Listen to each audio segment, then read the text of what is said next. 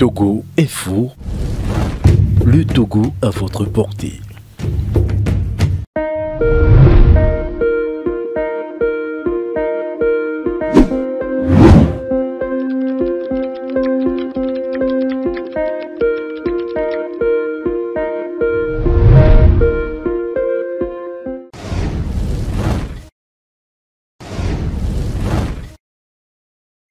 Mais vous savez, on a détruit l'opposition.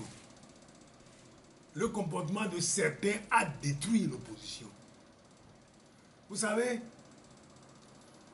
nous avons dit ici que nous avons gagné l'élection de 2020, c'est vrai. Mais, je veux vous dire, combien avons-nous recueilli l'ensemble de l'opposition? Moins de 25%. C'est ce qu'on nous a dit, c'est ce qu'on nous a attribué. Mais nous n'avons jamais eu ce pourcentage, même attribué. On a déjà toujours eu 34%, 44%, mais jamais 24%. C'est-à-dire qu'on a ramené l'opposition à cette portion de 24%. Et nous nous enorgueillissons d'avoir recueilli les 25-24%. D'avoir battu, non, on n'a pas battu l'opposition. Nous avons aplati l'opposition. Comment l'opposition peut dire que j'ai battu l'opposition? Comment? C'est être fou avant. L'opposition a pour vocation de battre les gens qui sont au pouvoir. Pas de battre l'opposition. Comment? Comment? Et c'est ce comportement qui a fait que l'opposition n'existe plus. Ensuite, on a diffamé l'opposition. On a menti sur les leaders de l'opposition. Et on continue de mentir, de diffamer les leaders de l'opposition. Pour que le peuple togolais ne puisse plus avoir confiance dans cette opposition. Est-ce que ce n'est pas fait exprès? Est-ce que nous-mêmes, qui nous disons de l'opposition, n'avons pas fait exprès de faire ça pour que l'opposition n'existe plus? Ça avantage le pouvoir. Regardez ce qui se passe actuellement. Regardez. Le pouvoir fait ce qu'il veut. Sans aucun contrôle. Avant, au moins, il y avait les contrôles aussi bien médiatiques que politiques de l'opposition. Maintenant, il n'y a plus rien. Vous avez raison. L'opposition ne bouge plus.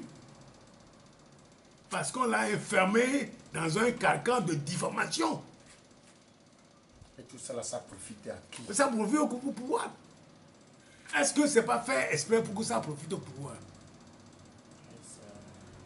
Est-ce que ce n'est pas fait exprès que le pouvoir soit omniprésent, omnipuissant?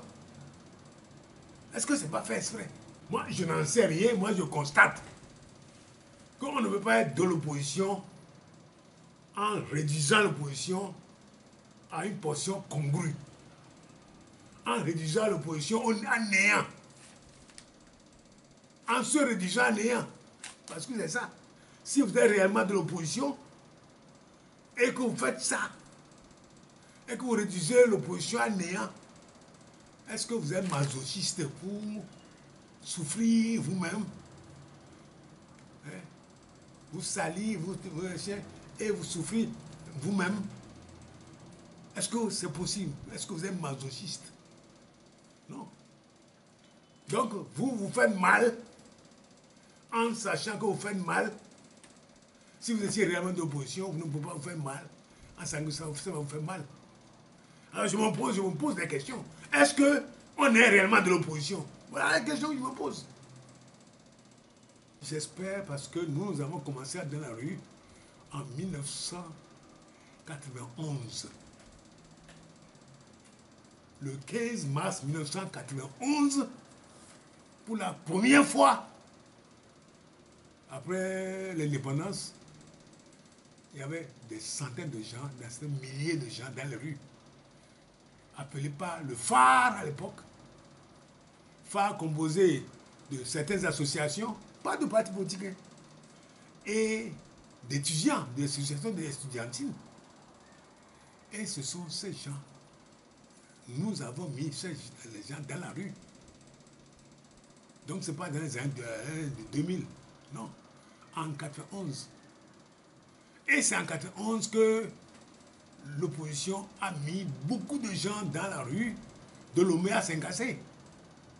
Et c'est ça qui doit donner la conférence nationale. Oui. Ah oui. Parce que les gens étaient dans la rue. Est-ce que nous pouvons encore faire ça? Je ne sais pas.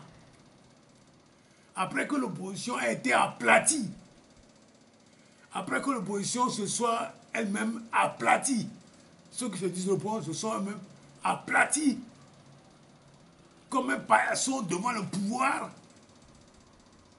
se sont réduits à néant. Est-ce que nous pouvons encore sortir la tête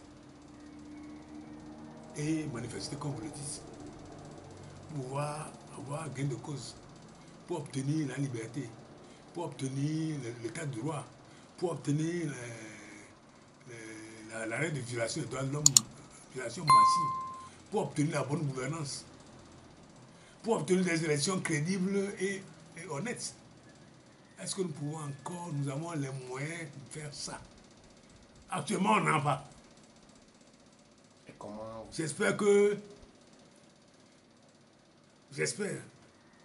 je le dis, je le répète, j'espère que vous vivrez longtemps pour voir des gens se soulever, pour voir les gens agir, pour changer la gouvernance au Togo, pour changer les choses, pour voir la tendance au Togo.